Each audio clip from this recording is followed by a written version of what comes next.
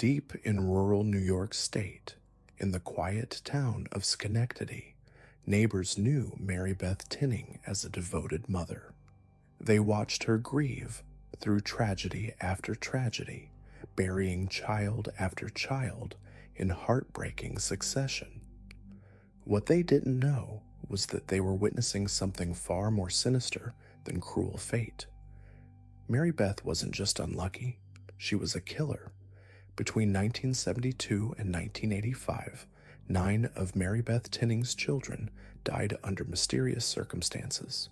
One by one, healthy babies and toddlers would suddenly fall ill, stop breathing, or simply never wake up. Each death was ruled natural causes or attributed to genetic disorders. The medical community scratched their heads at this impossible string of tragedies befalling one family. But the truth was much darker. Mary Beth Tinning was systematically murdering her own children, and she was getting away with it. Born Mary Beth Rowe in 1942, she grew up in Duanesburg, New York, in what appeared to be an ordinary middle-class family. But beneath the surface, something was wrong. As a child, Mary Beth craved attention in ways that worried those around her. She would fabricate illnesses, create dramatic stories about herself, and seemed to thrive when people focused on her suffering. Teachers and family members noticed she had an unusual relationship with tragedy. While other children recoiled from death and sickness, Mary Beth seemed drawn to it. In 1963, she married Joe Tinning, a General Electric worker who seemed like the perfect match for a quiet life in small-town America.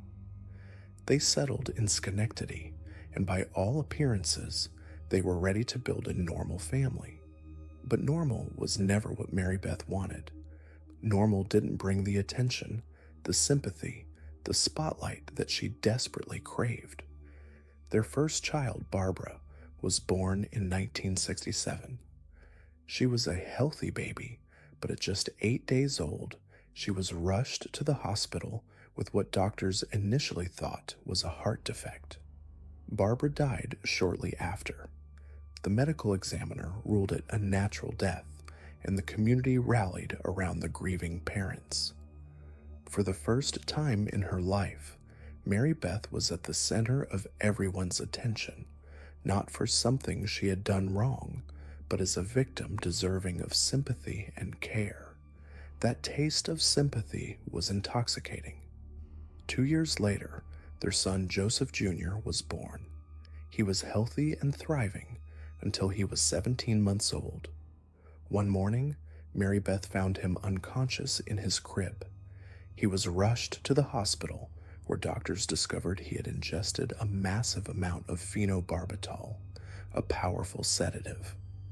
The hospital staff were puzzled. How does a toddler accidentally consume enough medication to nearly kill himself? But Mary Beth had an explanation. She claimed he must have gotten into some pills that had fallen behind furniture. The story didn't quite add up, but there was no evidence of foul play. Joseph Jr. survived, but the incident should have been a red flag. It wasn't long before more children followed, and with them, more deaths. Timothy was born in 1970.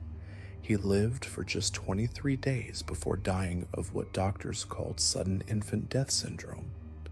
Then came Nathan in 1971, who lived only 6 months before succumbing to another unexplained death. The medical community began to take notice of this family's extraordinary string of tragedies, but in the 1970s, the understanding of SIDS and genetic disorders was limited. Doctors theorized that the Tinning family must carry some rare genetic defect that predisposed their children to sudden death. Mary Frances was born in 1972 and died at 4 months old. Jonathan came in 1974 and died at just 2 weeks. Michael arrived in 1976 and lived for 2 months before another mysterious death. Mary Beth was becoming a fixture at the local hospital, always arriving in crisis, always devastated, always the picture of a mother destroyed by unthinkable loss. The community wrapped around her with support. Churches held special services. Neighbors brought casseroles and offered babysitting for her surviving children. Local newspapers wrote heartbreaking stories about the family cursed by tragedy. Mary Beth soaked up every moment of it. She had found her calling. But what was actually happening behind closed doors was methodical and cold. Mary Beth had discovered that she could kill her children in ways that mimicked natural infant death. She would smother them with pillows or blankets, or administer drugs that would stop their breathing. She became expert at timing these attacks when she was alone with the children, then performing CPR or calling for help at just the right moment to appear as the frantic, helpless mother. The most chilling aspect of her crimes was how calculated they were. This wasn't a mother suffering from postpartum psychosis or a momentary break from reality. Mary Beth planned these deaths. She would wait until each child was old enough for her to bond with them, for the community to know them, for their deaths to create maximum impact and sympathy. She understood that the death of a newborn, while tragic, didn't generate the same level of attention as the death of a toddler that people had grown to love. Mary Frances was 4 months old when Mary Beth decided it was time. She waited until Joe was at work, then suffocated the baby and called 911, claiming she had found her daughter not breathing. By the time paramedics arrived, Mary Beth was performing CPR, tears streaming down her face, the picture of maternal desperation. The pattern repeated with horrifying regularity. Each time, Mary Beth's story was the same. She would find the child unconscious, attempt resuscitation, and call for help. Each time, the medical examiner would find no obvious signs of foul play. In the 1970s and early 1980s, the forensic technology and understanding of child abuse that we have today simply didn't exist. But there were people who suspected something was wrong. Nurses at the local hospital began to whisper among themselves about the Tinning family. It seemed impossible that one family could experience so many infant deaths. Some of the more experienced medical staff noticed that the children often arrived at the hospital with symptoms that didn't quite match natural causes of death. There were subtle signs of oxygen deprivation that could indicate suffocation, but without clear evidence, these suspicions remained unspoken. Joe Tinning later claimed he never suspected his wife. He was working long hours at General Electric, often pulling double shifts to pay for the mounting medical bills and funeral costs. When he came home, Mary Beth would tell him about the children's sudden illnesses, their rushed trips to the hospital, the doctor's inability to save them. He saw his wife as a victim of cruel fate, not its architect. The murders continued through the late 1970s and early 1980s. Each death brought fresh waves of community support, media attention, and sympathy. Mary Beth became something of a local celebrity, the tragic mother who had suffered more loss than anyone should have to bear. She gave interviews to newspapers, appeared at church services where congregations prayed for her family, and received donations from strangers who were moved by her story. But the attention was never enough. As each tragedy faded from public memory, Mary Beth would find herself craving that spotlight again. The only way to get it back was through another death. In 1979, she gave birth to Tammy Lynn. This child lived longer than most of the others, surviving to the age of 5 months. During those months, Mary Beth brought her to the hospital repeatedly with various ailments. Nurses noted that Tommy Lynn seemed to have mysterious episodes of breathing difficulties that only occurred when Mary Beth was alone with her. But each time, the episodes would resolve and the baby would seem fine. Until December 20th, 1979, when Mary Beth called 911 to report that she had found Tammy Lynn not breathing in her crib. The most disturbing aspect of these crimes was how Mary Beth seemed to genuinely grieve for the children she had killed. Witnesses described her as inconsolable at funerals, truly devastated by each loss. This wasn't an act put on for public consumption. Mary Beth appeared to genuinely love her children, even as she systematically murdered them. This psychological complexity made her crimes even more difficult for people to comprehend. Some experts believe that Mary Beth suffered from a severe form of Munchausen syndrome by proxy, a psychological disorder where a caregiver creates or causes illness in someone under their care to gain attention and sympathy. But even this diagnosis doesn't fully explain the calculated nature of her crimes or her ability to kill children she seemed to love. The beginning of the end came in 1985 with the birth of Tommy Lynn's replacement, another daughter they named Tommy Lynn. Mary Beth had run out of original names and decided to reuse the name of one of her previous victims. This new Tommy Lynn was born healthy, but by now some members of the medical community were paying closer attention to the Tinning family. Dr. Thomas Oram, the pediatrician who had treated several of the Tinning children, began to suspect that something was seriously wrong. The statistical probability of one family experiencing so many infant deaths was virtually impossible. He began keeping detailed records of his interactions with Mary Beth and noting inconsistencies in her stories about the children's symptoms. On December 20th, 1985, exactly 6 years after the death of the first Tommy Lynn, Mary Beth called 911 to report that she had found her 4-month-old daughter not breathing. This time, however, the responding paramedics and hospital staff were prepared. They immediately began documenting everything, preserving evidence, and asking detailed questions about the circumstances of the child's collapse. The autopsy of the second Tammy Lynn revealed evidence that strongly suggested suffocation. There were subtle signs of oxygen deprivation and physical trauma that were consistent with smothering. For the first time, investigators had concrete evidence that one of the Tinning children had been murdered. Police obtained a search warrant for the Tinning home and began a thorough investigation. They interviewed neighbors, medical staff, and anyone who had interacted with the family over the years.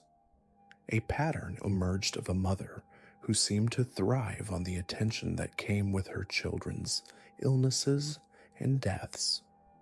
The investigation revealed that Mary Beth had been researching infant mortality and sudden infant death syndrome at the local library. She had checked out books on childhood diseases and medical conditions that could cause sudden death. She had been studying how to kill her children in ways that would appear natural. On February 4th, 1986, Mary Beth Tinning was arrested and charged with the murder of Tammy Lynn. During interrogation, she initially denied any wrongdoing, maintaining her story that she had simply found the baby not breathing. But as investigators presented evidence and applied pressure, her resolve began to crack. After hours of questioning, Mary Beth finally confessed, but her confession was limited and strategic. She admitted to killing Tammy Lynn and two other children, Timothy and Nathan, but denied involvement in the other deaths. Even in confession, she was calculating, admitting only to crimes where the evidence was strongest while maintaining plausible deniability for the others. Her confession was chilling in its matter-of-fact tone. She described suffocating the children with pillows, then waiting a few minutes before calling for help. There was no remorse in her voice, no emotional breakdown. She spoke about killing her children the way someone might describe doing household chores.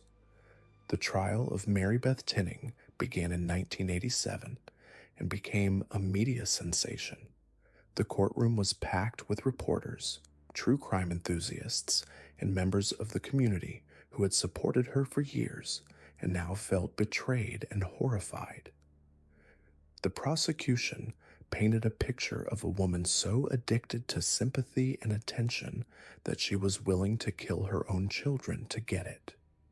The defense argued that Mary Beth was mentally ill, suffering from severe psychological disorders that made her unable to control her actions. They brought in psychiatrists who testified about Munchausen syndrome by proxy and other conditions that could explain her behavior. But the prosecution countered with evidence of premeditation and calculation that suggested she knew exactly what she was doing. The most damaging testimony came from medical experts who had reviewed the deaths of all 9 children. While they couldn't definitively prove murder in every case, they testified that the statistical probability of so many natural deaths in one family was essentially 0. Our second case takes us to Florida in the 1980s, where a woman named Aileen Wuornos would become one of America's most notorious female serial killers. But unlike the calculated, attention-seeking murders of Mary Beth Tinning, Aileen's crimes were born from a lifetime of unimaginable trauma, rage, and desperation that finally exploded into a killing spree along Florida's highways. Aileen Carol Pittman was born on February 29, 1956, into a world that seemed determined to destroy her from the very beginning. Her father, Leo Dale Pittman, was a convicted child molester who hanged himself in prison when Aileen was just 13. Her mother, Diane Wuornos, abandoned Aileen and her brother Keith when they were infants, leaving them to be raised by their maternal grandparents, Lori and Britta Wuornos. But this wasn't a rescue. It was simply another form of hell. Lori Wuornos was an alcoholic with a violent temper who regularly beat both children. Britta was cold and distant, offering no protection from her husband's rage. The house was filled with screaming, violence, and fear. Aileen learned early that the world was a dangerous place where survival meant fighting back or being destroyed. By age 9, Aileen was already showing signs of the trauma that would define her life. She and Keith would set fires in the woods behind their house, watching the flames consume everything in their path. She began trading sexual favors with neighborhood boys for cigarettes, food, and small amounts of money. At 11, she was having sex regularly with Keith's friends and local teenagers. No one protected her. No one intervened. At 14, Aileen became pregnant after being raped by a friend of her grandfather. When Lori discovered the pregnancy, he didn't comfort his granddaughter or seek justice for the assault. Instead, he threw her out of the house, calling her a whore and a disgrace. Aileen was forced to live in the woods during her pregnancy, sleeping in abandoned cars and shelters, surviving on whatever food she could steal or earn through prostitution. She gave birth to the baby alone and gave it up for adoption immediately. She never spoke about the child again, but those who knew her said something fundamental broke inside her during those months in the wilderness. The angry, defiant girl who had survived her grandfather's beatings was replaced by someone harder, colder, and infinitely more dangerous. After the birth, Aileen never returned home.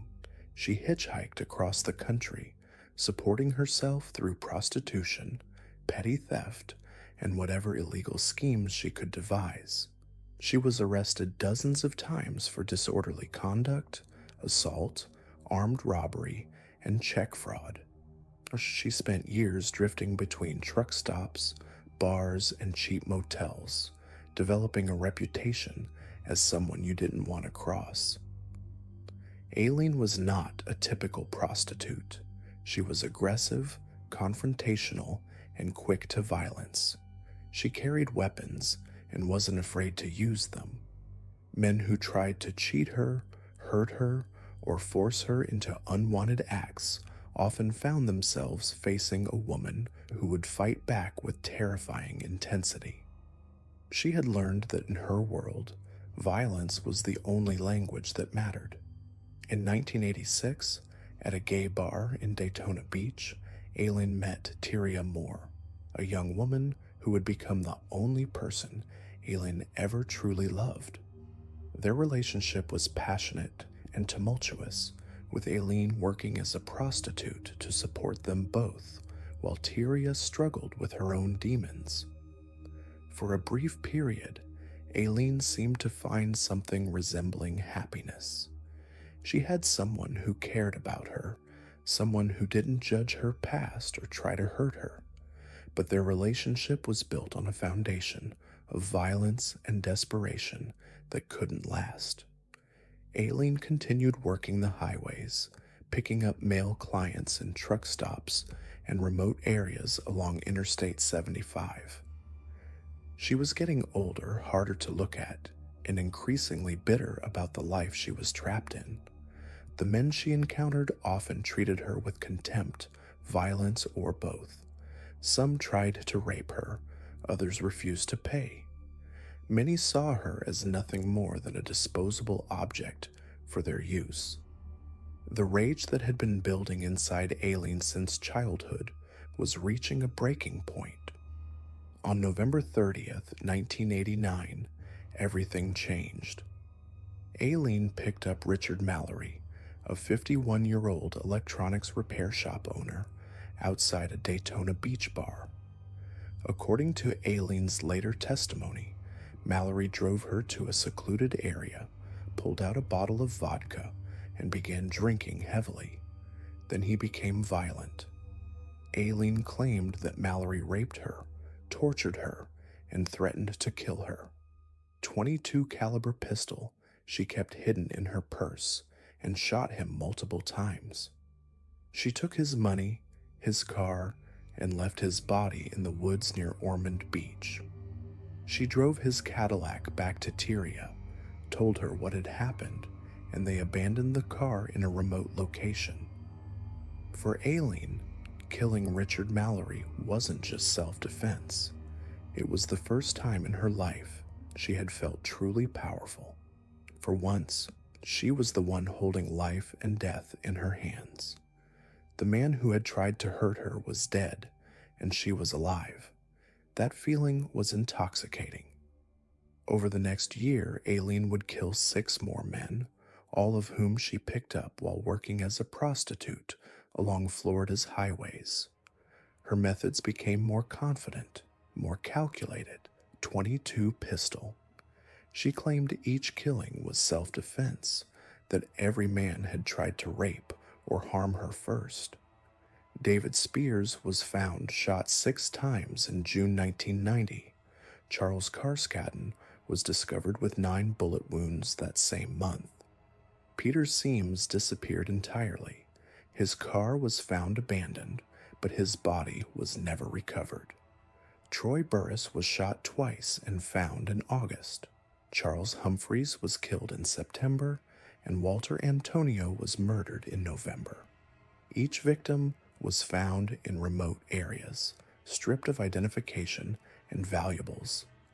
Aileen was becoming bolder, keeping their cars longer, using their credit cards, and spending their money openly. She and Tyria moved frequently, staying in cheap motels and living off the proceeds of the murders. But Aileen's killing spree couldn't last forever. Witnesses had seen her with several of the victims before their deaths. Her fingerprints were found in their cars.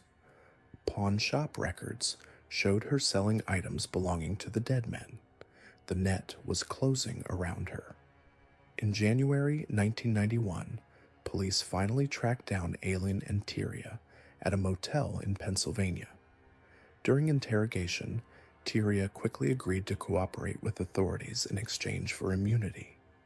She agreed to wear a wire and record conversations with Aileen, hoping to get her to confess to the murders. The recordings were devastating.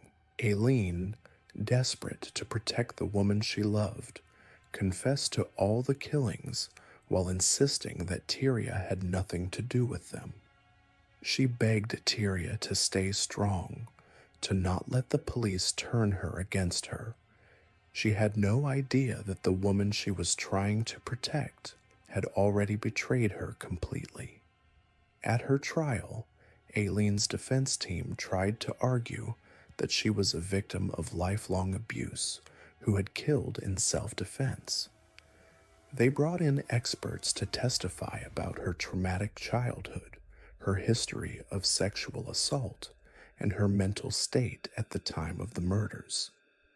They painted a picture of a woman who had been brutalized by men her entire life and had finally fought back.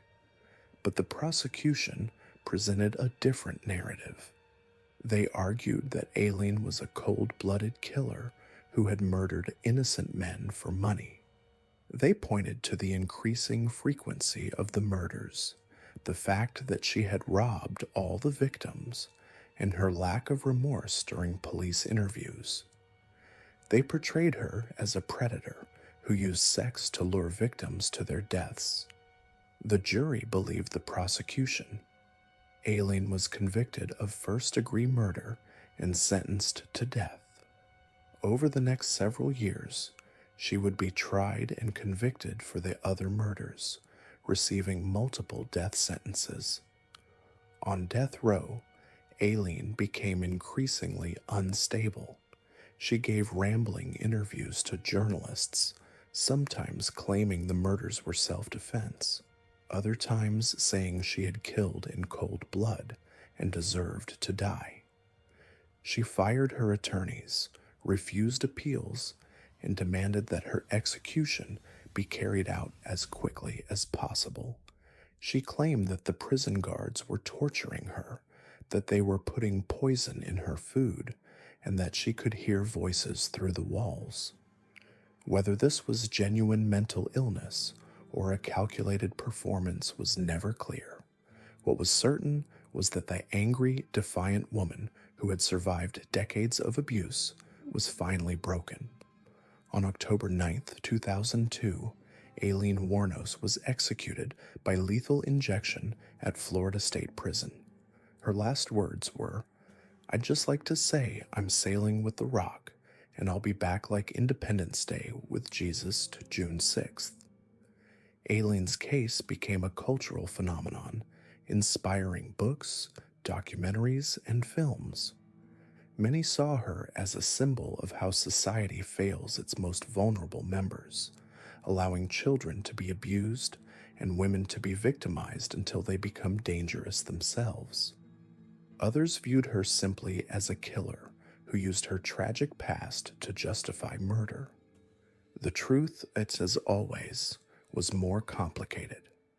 Aileen Wuornos was both victim and perpetrator, someone who had been damaged beyond repair by a lifetime of trauma, but who had also made the choice to kill. Her crimes were horrific, but they were also the inevitable result of a system that had failed her at every turn. What makes Aileen's story so disturbing isn't just the murders she committed, but the knowledge that her life might have been different if someone, anyone, had intervened during her childhood. If she had been protected from her grandfather's violence, if she had received help after being raped and abandoned, if society had seen her as more than just a throwaway person to be used and discarded.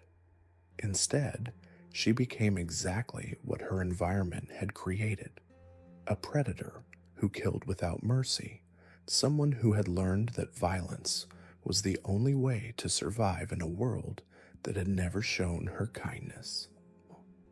Moving into the shadows of Los Angeles in the 1970s, we encounter one of the most terrifying partnerships in criminal history. The city was already on edge from the Son of Sam killings in New York, but nothing could have prepared them for what was about to unfold on their own streets. Between October 1977 and February 1978, 10 young women would be found murdered, their bodies discarded on hillsides like discarded dolls. The media dubbed the perpetrators the Hillside Stranglers, but for months, investigators believed they were hunting a single killer. The truth was far more disturbing. Kenneth Bianchi and Angelo Buono weren't just cousins who shared a twisted bond. They were predators who fed off each other's darkness, creating a killing machine that terrorized an entire city. Their story begins not with violence, but with rejection, inadequacy, and a friendship that would turn deadly. Kenneth Bianchi was born in 1951 in Rochester, New York, to an unwed teenage mother who gave him up for adoption. From his earliest days, Kenneth was troubled. He wet the bed well into his teens, had frequent tantrums, and displayed an unsettling fascination with lies. His adoptive parents, Francis and Nicholas Bianchi, tried everything to help him, but Kenneth seemed incapable of forming normal relationships. He was intelligent, even charming when he wanted to be, but there was something hollow behind his eyes. As a teenager, Kenneth developed an obsession with psychology and police work. He read voraciously about criminal investigations, studied abnormal psychology, and even convinced several people that he was a psychology student at various universities. The truth was, Kenneth was a pathological liar who had never completed any formal education beyond high school. He created elaborate fantasies about his achievements, his relationships, and his future. But underneath the lies was a seething resentment toward women who rejected him and a world that he felt owed him more than it had given. In 1975, Kenneth moved to Los Angeles to live with his older cousin, Angelo Buono. If Kenneth was the frustrated dreamer, Angelo was the predator who had found his calling. Angelo was 9 years older, a man who had already perfected the art of manipulation and control. He owned an upholstery shop in Glendale, but his real expertise was in exploiting women. He had been married multiple times, had fathered numerous children, and had a history of domestic violence that his wives had learned to fear. Angelo's house on Colorado Street became a den of depravity. He ran a prostitution ring from his upholstery shop, using charm and intimidation to control young women who were desperate for money or a place to stay. He had a particular talent for identifying vulnerable women, runaways, and drug addicts who wouldn't be missed if they disappeared. Angelo didn't just exploit these women, he enjoyed breaking them psychologically, reducing them to objects that existed solely for his pleasure. When Kenneth arrived in Los Angeles, he was immediately drawn to Angelo's lifestyle. Here was a man who seemed to have power over women, who commanded respect through fear, who had achieved the kind of control that Kenneth had always craved but never possessed. Angelo, in turn, saw in Kenneth a willing accomplice, someone who could help him expand his operations and share in his twisted pleasures. The cousins began working together, initially in Angelo's prostitution business. They would pose as police officers, using fake badges and official sounding language to approach women on the street. They would claim to be investigating prostitution or drug activities, then offer the women a choice: come with them for questioning or face arrest. Most of the women, already marginalized and afraid of real police, would comply. Once they had the women isolated, the cousins would rape them, sometimes holding them for days before releasing them with threats about what would happen if they went to the police. For months, this pattern continued. The women they targeted were often prostitutes, runaways, or drug users, people who were unlikely to report the crimes and whom the police were unlikely to believe. Kenneth and Angelo had found the perfect system. They could satisfy their violent urges while minimizing their chances of getting caught. But as time went on, the cousins grew bolder and more reckless. The thrill of rape and intimidation was no longer enough. They wanted something more permanent, more final. They wanted to kill. The first murder occurred on October 17th, 1977. Yolanda Washington, a 19-year-old prostitute, was found nude on a hillside near the Ventura Freeway. She had been raped, tortured, and strangled. Her body was posed in a grotesque display, legs spread wide, as if the killers wanted to send a message about their contempt for women. The ligature marks on her wrists and ankles indicated that she had been bound and held captive before her death. 2 weeks later, 15-year-old Judy Miller was found dead on the same hillside. Like Yolanda, she'd been raped, tortured, and strangled. But there were additional horrors. Judy had been injected with cleaning fluid while she was still alive, causing unimaginable agony before her death. The killers were not just murdering their victims, they were experimenting with different methods of torture, refining their techniques like scientists conducting research. The murders continued with terrifying regularity. Lissa Caston, a 21-year-old waitress and aspiring actress, was found dead on November 6th. Jane King, a 28-year-old Scientologist, was discovered on November 23rd.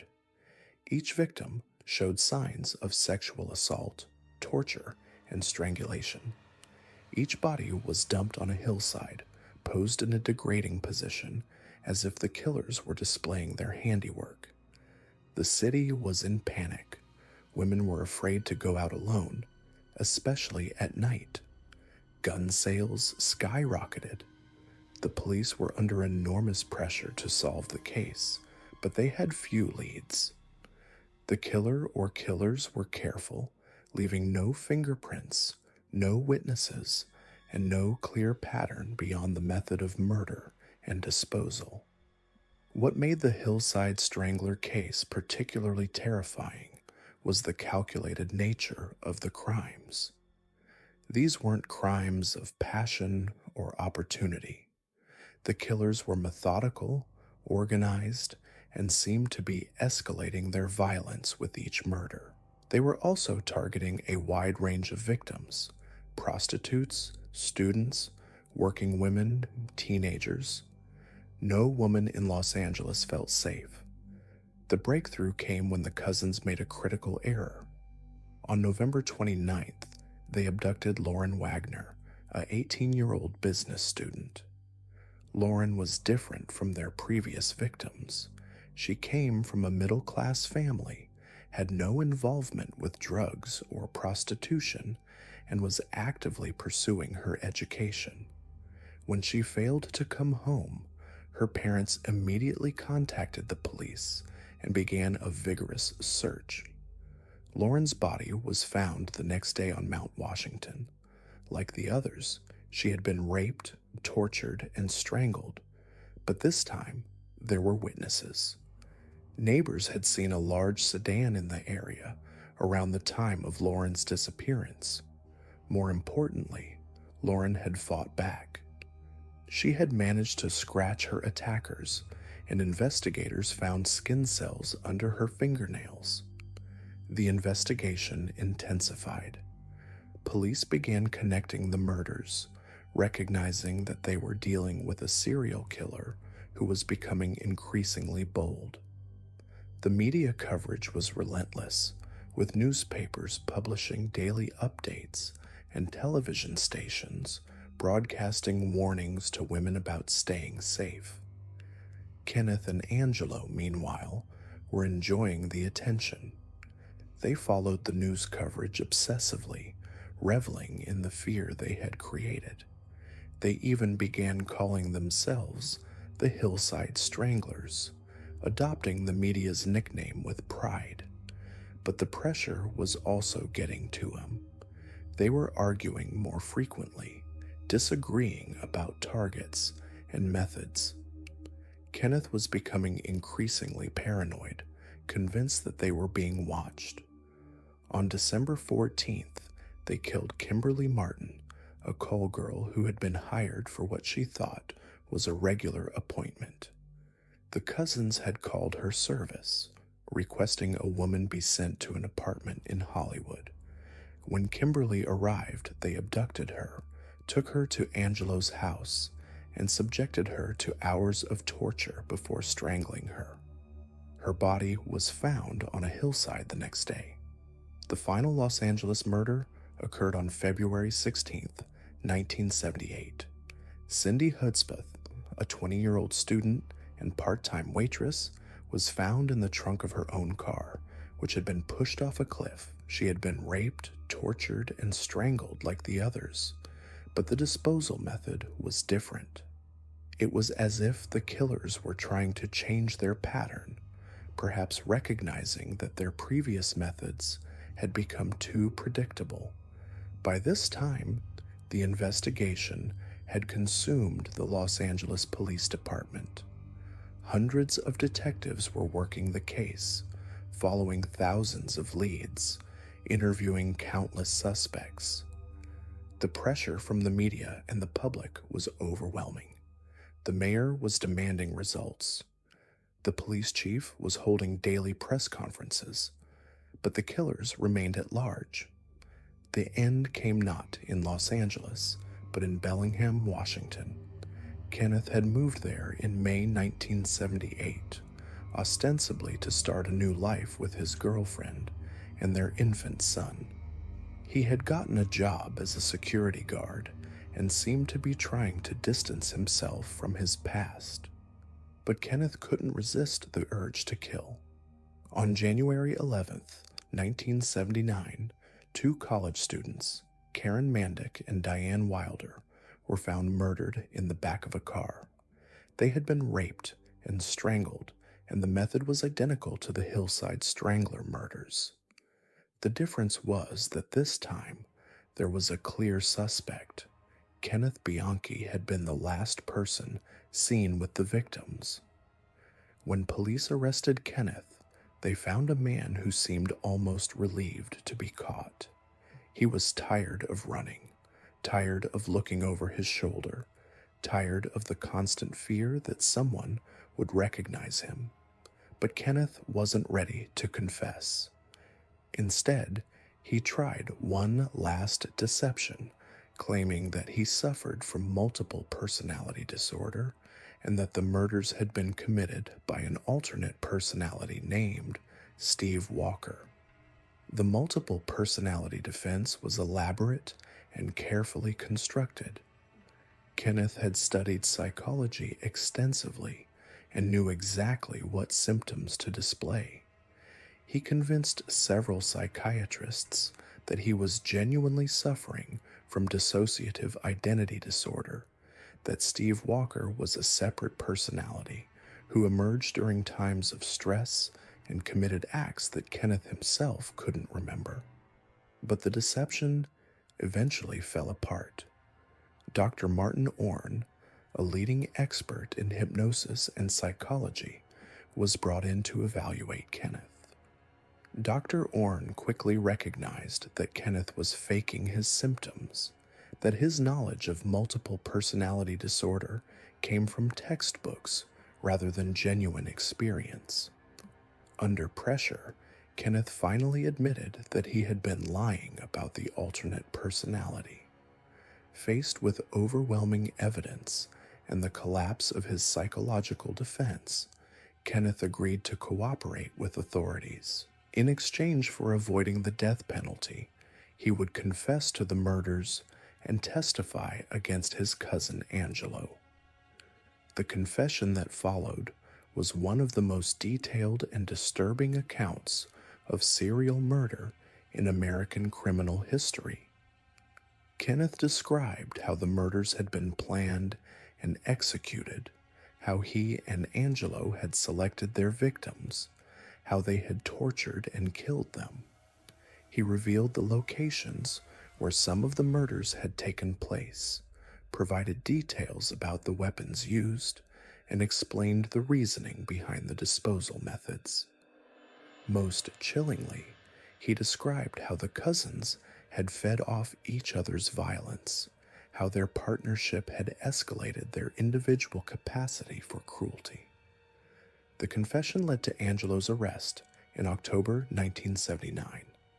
Unlike Kenneth, Angelo maintained his innocence, claiming that his cousin was lying to save himself.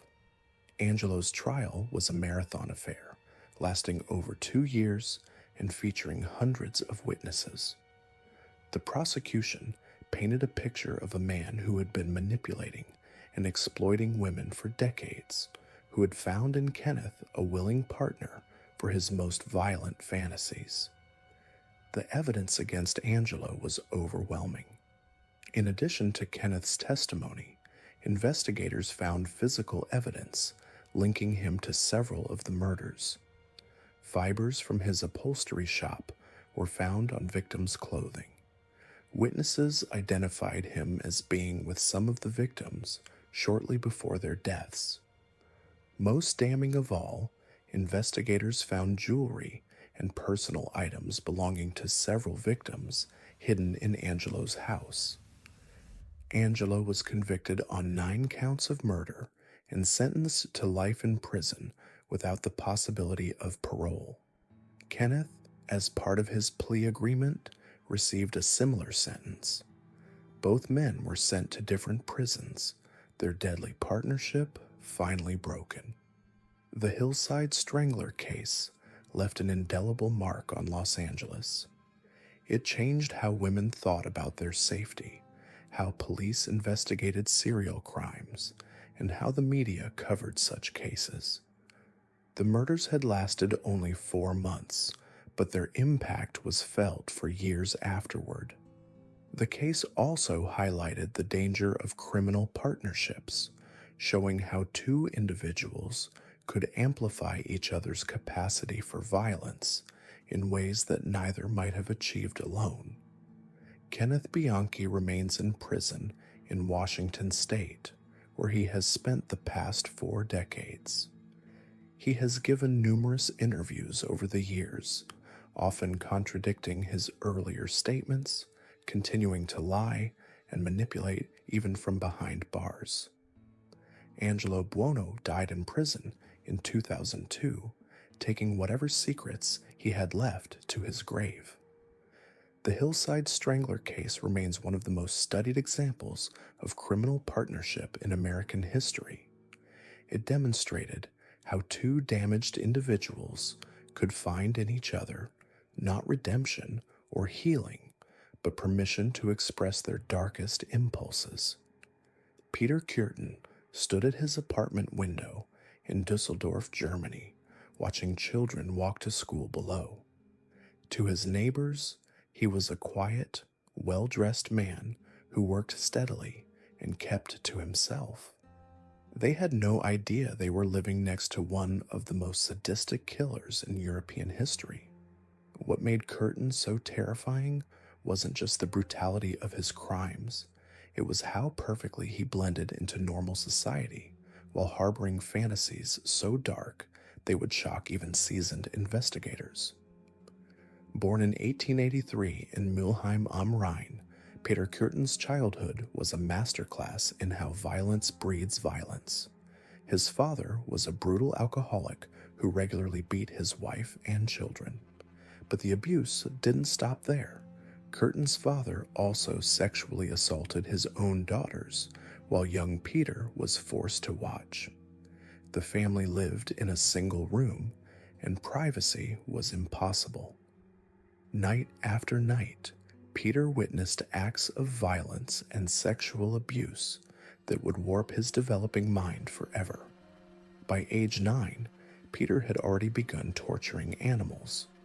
He would drown cats and dogs in the Rhine River, claiming later that he felt a sexual thrill watching them struggle and die. He befriended a local dog catcher who taught him how to torture animals more efficiently.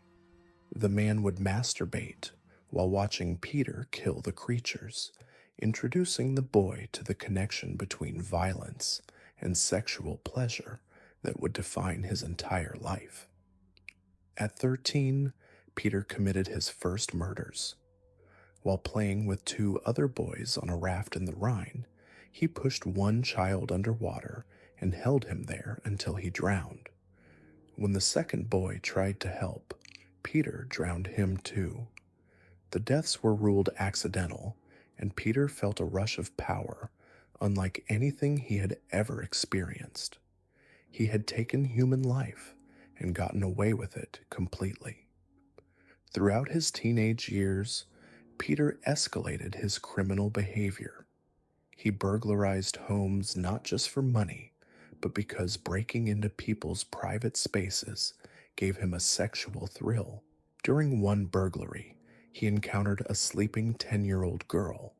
He strangled her and sexually assaulted her corpse, then set fire to the house to cover his tracks. The child's death was attributed to the fire, and once again, Peter escaped suspicion. His crimes followed him into adulthood. After serving time in prison for theft, Peter emerged more dangerous than ever. Prison had taught him discipline and patience, but it had also given him time to refine his violent fantasies. He began planning his attacks with meticulous care, studying his victims' routines and choosing locations where he could strike without being detected. In 1913, Peter married a woman named August, a former prostitute who had no idea about his true nature. To the outside world, they appeared to be a respectable working-class couple. Peter held steady employment as a factory worker and later as a landlord. He dressed well, spoke politely, and never raised his voice. Neighbors described him as helpful and courteous. But behind this facade, Peter was planning and executing some of the most heinous crimes in German history. The killings that would make Peter Kürten infamous began in earnest in 1929. His first victim was 8-year-old Rosa Oliger. Peter lured her away from her home with promises of candy, then strangled her and stabbed her 13 times with a pair of scissors. He left her body in a field and walked calmly home to have dinner with his wife.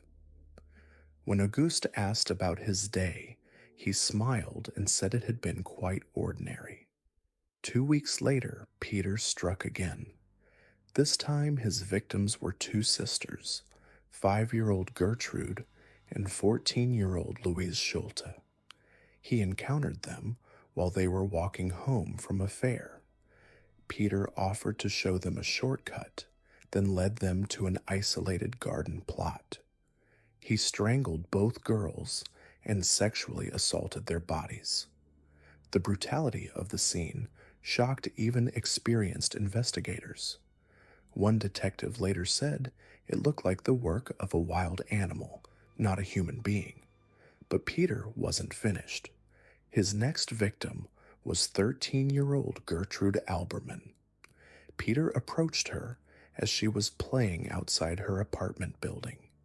He convinced her to come with him to see some rabbits he claimed to keep nearby. Instead, he led her to a construction site where he strangled her and stabbed her 36 times. He then threw her body into a pile of rubble and covered it with debris. What made these crimes even more disturbing was Peter's behavior afterward. He would return to the crime scenes days later to relive the murders. He would masturbate while looking at the locations where he had killed, and he claimed that remembering the victim's final moments gave him intense sexual pleasure. He kept newspaper clippings about his crimes and would read them repeatedly, becoming aroused by the descriptions of the violence he had inflicted. Peter also began sending taunting letters to the police and newspapers. In one letter, he provided a detailed map showing where he had hidden Gertrude Alberman's body. He signed it simply, the Dusseldorf murderer, and included graphic descriptions of how he had killed her. The letter caused panic throughout the city, as people realized they were dealing with someone who not only killed children, but took pleasure in terrorizing the entire community. The investigation into the murders consumed the Dusseldorf Police Department. They received thousands of tips and interviewed hundreds of suspects, but Peter remained elusive. He was careful never to leave fingerprints, and he chose victims who were vulnerable and unlikely to be able to identify him even if they survived an initial attack.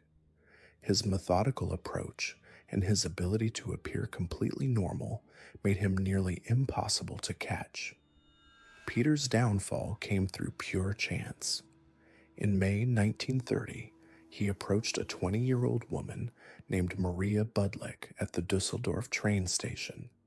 Maria was unemployed and looking for work, and Peter offered to help her find a job.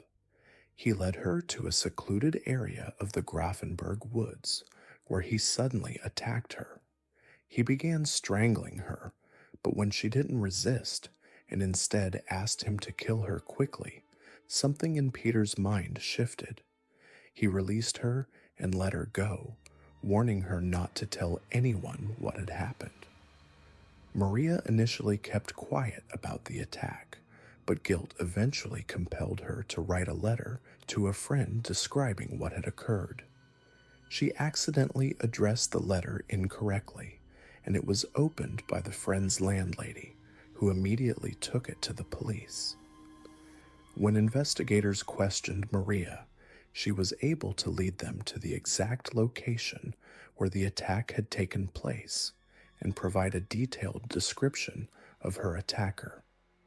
The description matched several witness accounts from previous attacks, and police began conducting house-to-house searches in the area where Maria had encountered her attacker.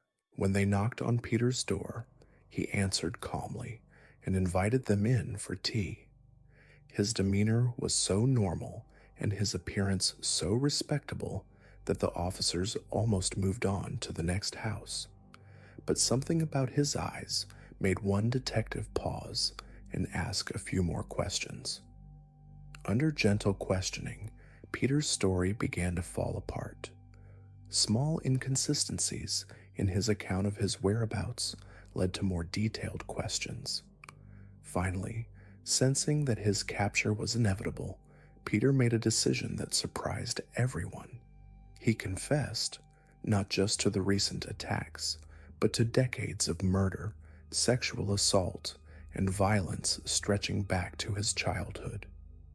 The confession lasted for several days and filled hundreds of pages. Peter described his crimes in meticulous detail, showing investigators where he had hidden bodies and explaining his methods with chilling precision. He seemed to take pleasure in shocking the investigators with the graphic nature of his acts. He admitted to killing at least 9 people and attempting to murder 7 others, though investigators suspected the true numbers were much higher. What emerged from Peter's confession was a portrait of a man who had turned murder into an art form. He explained that he received sexual gratification, not just from the act of killing, but from every aspect of the process. He enjoyed stalking his victims, planning their deaths, and reliving the murders afterward. He claimed that drinking his victims' blood gave him intense pleasure, and that he often returned to crime scenes to drink blood that had pooled on the ground. During his trial, Peter showed no remorse for his actions. When asked if he felt sorry for the families of his victims, he replied that their suffering actually increased his enjoyment of the crimes. He said that knowing parents were grieving for their dead children gave him additional sexual satisfaction. The courtroom fell silent as people struggled to comprehend such complete absence of human empathy, and Peter Kürten was executed by guillotine on July 1931. His final words were a question to the prison doctor about whether he would be able to hear his own blood spurting from his neck after his head was severed. Even facing death, he remained obsessed with violence and blood. His execution was attended by hundreds of people who wanted to see the monster finally destroyed. The case of Peter Kürten terrified people because it shattered their assumptions about what evil looked like. He wasn't a wild-eyed maniac or an obvious outcast. He was a well-dressed, soft-spoken man who could have been anyone's neighbor. He proved that the most dangerous predators are often those who hide in plain sight, wearing masks of normalcy while harboring the darkest possible intentions. Criminologists still study Peter Kürten today as an example of how childhood trauma can create monsters. But what makes his case particularly disturbing is how he embraced his darkness rather than fighting it. He made conscious choices to hurt innocent people and found pleasure in their suffering. We turn now to our final killer, Michel Péry, whose story takes us to the seemingly peaceful Swiss countryside where evil wore the mask of respectability for decades. In the quiet canton of Valais, Switzerland, nestled between snow-capped mountains and pristine lakes, the kind of place where violent crime was almost unheard of, Michel Péry lived what appeared to be an unremarkable life. He was a postal worker, reliable and punctual, known for his quiet demeanor and polite interactions with customers. Neighbors would nod hello as he walked his regular routes, never suspecting that behind his ordinary facade lurked one of Switzerland's most calculating and methodical serial killers. Born in 1949 in the small town of Fully, Michel grew up in a strict Catholic household where emotions were suppressed and conformity was demanded. His father was a domineering man who believed children should be seen and not heard, while his mother was distant and cold, showing little affection to her son. From an early age, Michel learned to hide his true feelings, to present a calm exterior while darker thoughts festered beneath the surface. As a teenager, Michel was described by teachers as intelligent but withdrawn. He performed well academically but had few friends and showed little interest in the typical pursuits of young men his age. Instead, he spent hours alone, reading crime novels and studying newspaper accounts of murders and disappearances. What others saw as morbid curiosity was actually research. Michelle was studying the methods, learning from the mistakes of killers who had been caught. After completing his education, Michel secured his position with the Swiss Postal Service. The job was perfect for him. It provided stability, respectability, and most importantly, it gave him intimate knowledge of the local community. He knew who lived alone, who received regular visitors, and who might not be missed immediately if they disappeared. For years, he was content to simply observe and plan, building detailed mental profiles of potential victims while maintaining his facade of normalcy. The killing began in 1981, though authorities wouldn't recognize the pattern for years. Michel's first victim was Marie Dubois, a 73-year-old widow who lived alone in a small cottage on the outskirts of town. Marie was known for her kindness, often leaving cookies for the mailman and chatting with Michel during his deliveries. She trusted him completely, which made her the perfect target. On a cold February morning, Michel arrived at Marie's home for what appeared to be a routine delivery. But instead of simply leaving her mail and moving on, he entered her home. What happened next was methodical and horrifying. Michel strangled Marie with a length of electrical cord he had brought specifically for this purpose. There was no sexual assault, no robbery, no apparent motive that investigators could identify. After ensuring she was dead, Michel carefully cleaned the scene, removing any evidence of his presence before calmly returning to his postal route. Marie's body wasn't discovered for 3 days.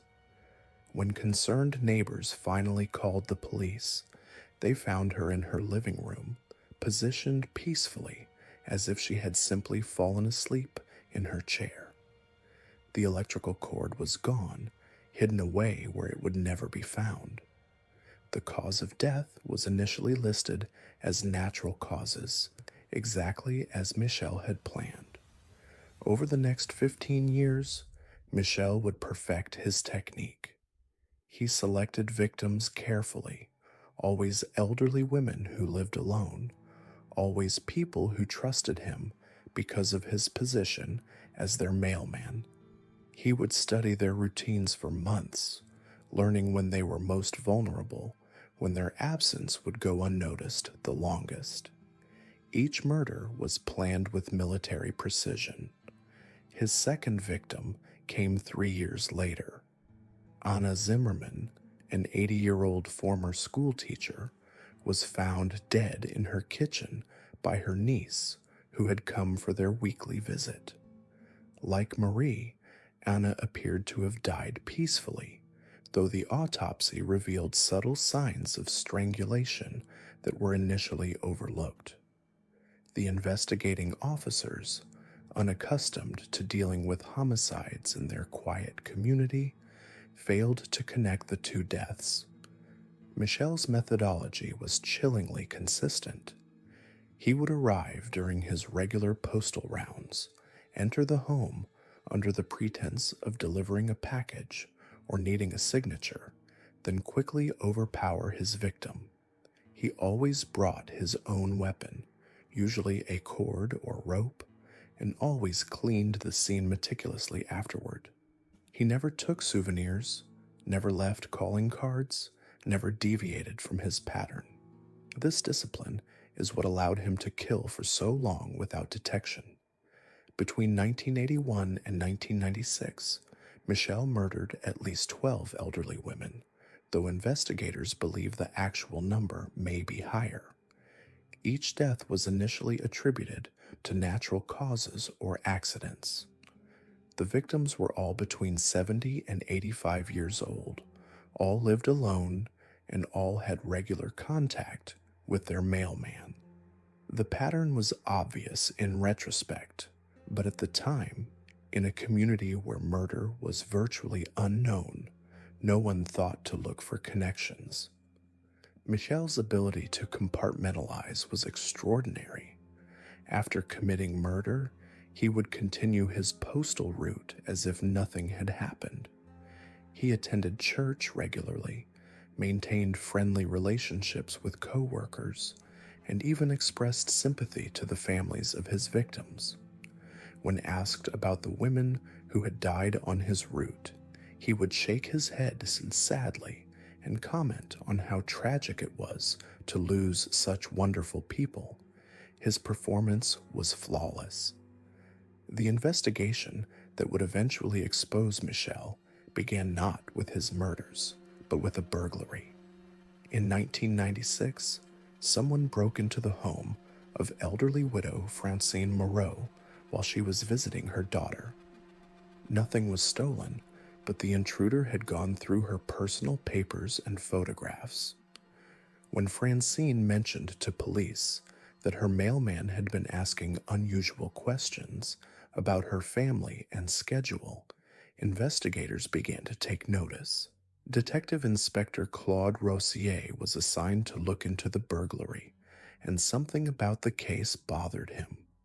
As he reviewed reports from the past decade, he began to notice a disturbing pattern. Too many elderly women on postal routes had died suddenly and unexpectedly. When he mapped out the deaths and compared them to postal delivery routes, one name appeared again and again: Michel Perry. The investigation into Michel was conducted with extreme discretion. Swiss police began surveillance, monitoring his movements and activities while quietly reviewing the deaths of women on his routes. What they discovered was a trail of death stretching back 15 years, hidden in plain sight by Michel's careful planning and the initial investigators' assumptions about natural death in the elderly.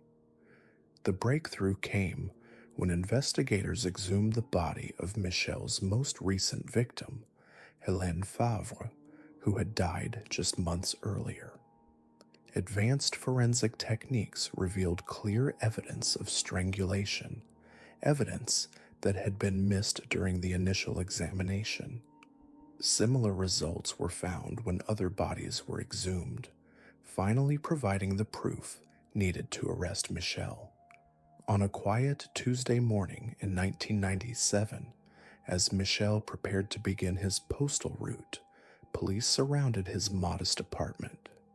They found him calmly eating breakfast, reading the newspaper as if it were any other day. When they informed him he was under arrest for murder, Michel showed no surprise, no emotion at all. He simply nodded, finished his coffee, and asked if he could change into a clean shirt before they took him away. During interrogation, Michel's composure never cracked. He admitted to the murders with the same matter-of-fact tone he might use to discuss the weather. When asked why he had killed these women, his answer was chilling in its simplicity. They were alone, they trusted me. He showed no remorse, no emotion, no recognition that his victims had been human beings with lives and families who mourned them. Michel described his crimes in clinical detail, explaining his methods with the precision of someone discussing a technical procedure. He revealed that he had considered each murder a kind of puzzle to be solved, a challenge that required planning and execution. The deaths themselves were not the goal, he explained, but rather the successful completion of the perfect crime. Each undetected murder had been a victory, proof of his superior intelligence and planning abilities. The trial of Michel Perry shocked Switzerland. Here was a man who had lived among them for decades, someone they had trusted with their mail, their packages, their most personal correspondence. He had used that trust to identify victims and gain access to their homes. The betrayal felt personal to every resident of the region who had ever welcomed their friendly mailman into their homes. Psychiatric evaluations revealed Michel to be a textbook psychopath, completely lacking in empathy or remorse. He viewed other people not as fellow human beings, but as objects to be manipulated for his own purposes. The elderly women he killed were not victims in his mind, but rather solutions to intellectual puzzles. Their deaths meant nothing to him beyond the satisfaction of having successfully executed his plans. Michel was convicted of 12 counts of murder and sentenced to life imprisonment without the possibility of parole. Swiss law did not permit the death penalty, but the judge made it clear that Michel would never be released. As the sentence was read, Michel remained expressionless, showing no more emotion than if he had been told the day's postal delivery schedule. In prison, Michel adapted to his new environment with the same methodical approach he had brought to murder. He followed the rules, caused no trouble, and spent his time reading and writing detailed memoirs that prison officials confiscated and destroyed. He showed no interest in rehabilitation programs or counseling, viewing them as pointless exercises since he felt no need to change. Fellow inmates found Michel deeply unsettling, not because he was violent or threatening, but because of his complete emotional emptiness. He would discuss his crimes with anyone who asked, describing the murders with the same detached tone he might use to explain how to sort mail. This clinical detachment was more frightening to many than outright aggression would have been. Michel Perry died in prison in 2015 at the age of 66. His death was as quiet and unremarkable as his life had appeared to be. He left no confession, no apology, no explanation beyond what he had already provided during his trial. Prison officials found his cell neat and orderly, with his few possessions arranged with the same precision he had brought to his crimes. The case of Michel Perry stands as a chilling reminder that evil often wears an ordinary face. For 15 years, he walked among his community as a trusted public servant while systematically murdering the most vulnerable members of society. His ability to maintain his facade while committing heinous crimes demonstrates the terrifying capacity some individuals have for compartmentalization and deception. The investigation into Michel's crimes led to significant changes in how Swiss authorities handle deaths among the elderly. What had once been routinely attributed to natural causes now receives more thorough examination, and patterns in seemingly unrelated deaths are more carefully analyzed. The Postal Service implemented new security measures and background check procedures, though these changes came too late for Michael's victims. Perhaps most disturbing about Michel Perry's case is how easily it could happen again.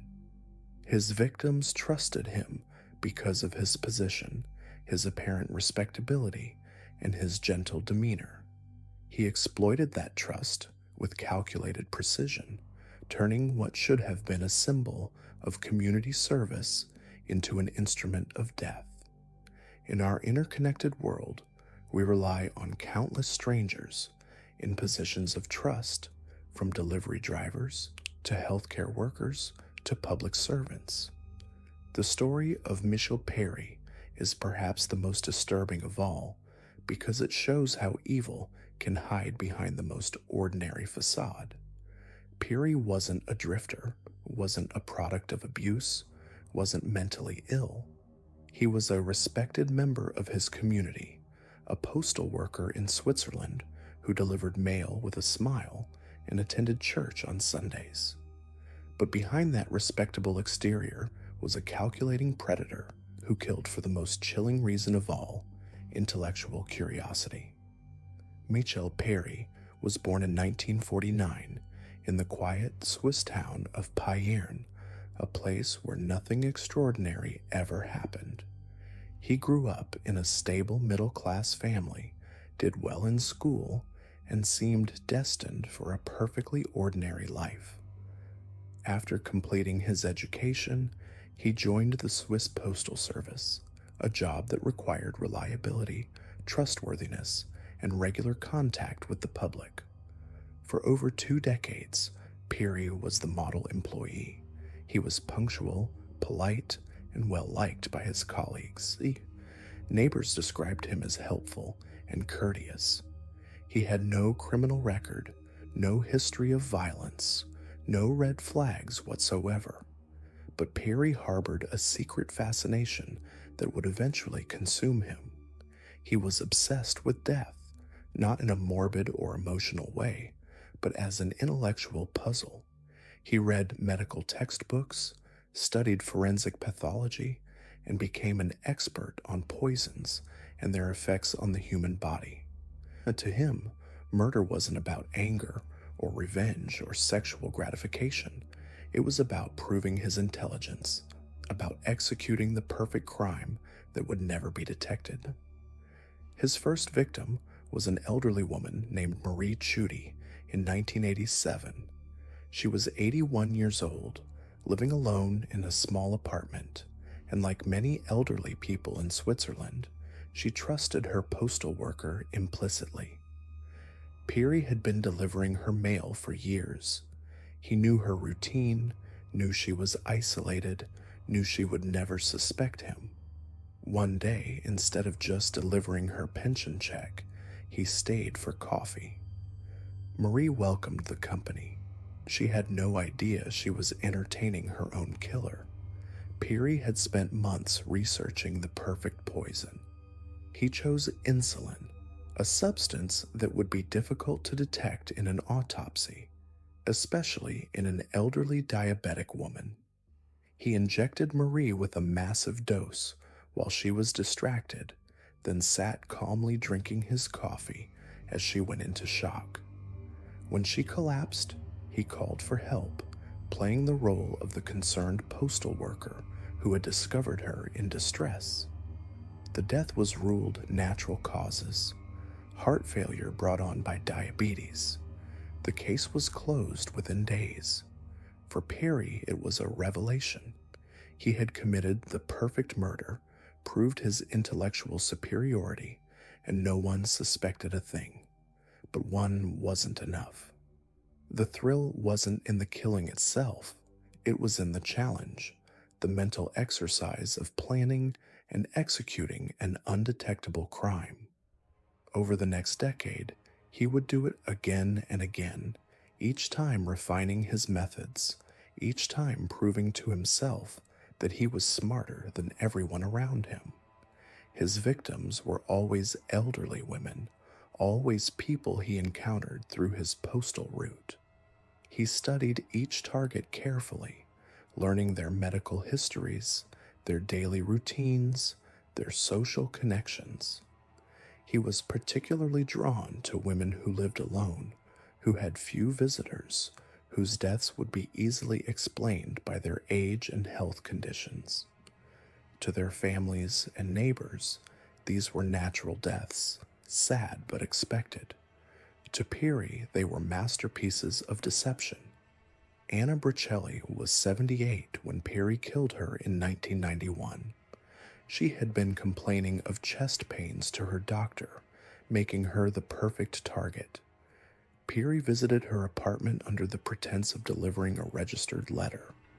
While she signed for the package, he injected her with potassium chloride, a substance that would cause immediate cardiac arrest. By the time he called the ambulance, she was already dead. The death certificate listed heart failure as the cause. Another perfect crime. Marguerite Jonin was 85 when she died in 1994. She had dementia and was cared for by visiting nurses, but she still lived independently. Peary had been delivering her mail for years and knew she often forgot things, making her an ideal victim. He killed her with an overdose of her own heart medication, then arranged the scene to look like she had accidentally taken too many pills. The death was ruled accidental. No one questioned the gentle postal worker who had discovered her body. What made Peary so dangerous was his patience and his attention to detail. He never killed impulsively, never left anything to chance. He would spend months studying a potential victim, learning everything about their medical history, their family relationships, their daily habits. He researched different methods of murder, always choosing substances that would be difficult to detect or would mimic natural causes of death. He even studied the local coroners and their procedures, learning which deaths they were most likely to investigate thoroughly and which they would dismiss as natural. Between 1987 and 1999, Peary killed at least 13 elderly women, though investigators believe the true number may be higher. Each death appeared natural. Each victim was elderly and in poor health. Each murder was so expertly executed that it raised no suspicions whatsoever.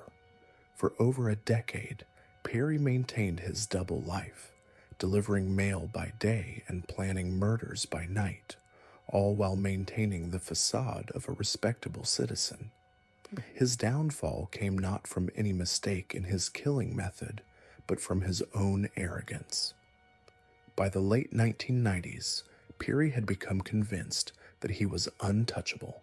He began taking greater risks, visiting victims more frequently, staying longer in their homes.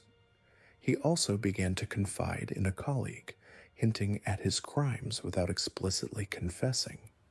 He spoke about the interesting cases he encountered on his route, the elderly people who died alone, the imperfect investigations that followed their deaths. The colleague initially dismissed these comments as morbid curiosity, but gradually became disturbed by Peary's detailed knowledge of forensic procedures and his apparent fascination with death. When another elderly woman on Peary's route died suddenly in 1999, the colleague went to the police with his concerns.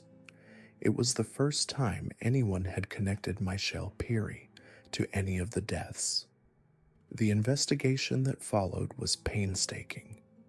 Swiss authorities had to review dozens of deaths over more than a decade, looking for patterns that had been invisible at the time. They discovered that an unusually high number of elderly women had died on Peary's postal route, and that in many cases, he had been the person who discovered the body or called for help. When they began exhuming bodies and conducting more sophisticated toxicology tests, they found traces of various poisons and drugs that had been missed in the original autopsies. When confronted with the evidence, Peary didn't deny his crimes. Instead, he seemed almost relieved to finally discuss them openly. He confessed to 13 murders, describing each one in clinical detail. He showed no remorse, no emotion, no recognition that he had done anything morally wrong. To him, these weren't crimes, they were experiments. He had simply been testing his intellectual abilities against the investigative capabilities of the authorities, and he had won every time except the last. During his interrogation, Peary explained his methodology with the precision of a scientist describing a research project. He discussed the properties of different poisons, the optimal dosages for victims of various ages and health conditions, the best techniques for administering lethal substances without leaving evidence. He spoke about his victims not as human beings, but as subjects in his experiments. He was proud of his work, proud of his intelligence, proud of having fooled everyone for so long. The trial of Michael Perry shocked Switzerland, a country unaccustomed to serial killers, especially ones who operated with such calculated precision. The prosecutor described him as one of the most dangerous criminals in Swiss history, not because of his violence, but because of his complete lack of empathy and his ability to blend seamlessly into society.